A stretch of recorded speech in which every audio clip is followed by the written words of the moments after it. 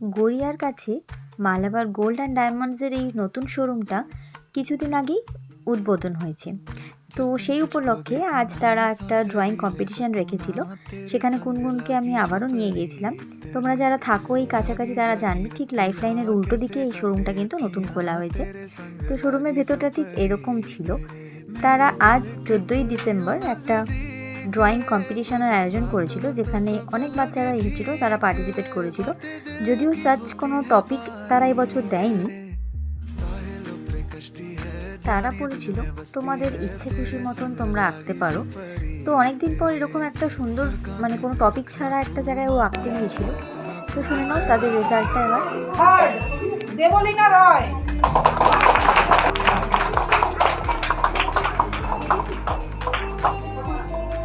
Prize ডিস্ট্রিবিউশনের পর তাদের কিছু গ্রুপ ফটো তোলা হয়েছিল, আর এই ছিল গুনগুন আর এই ছিল প্রাইজ।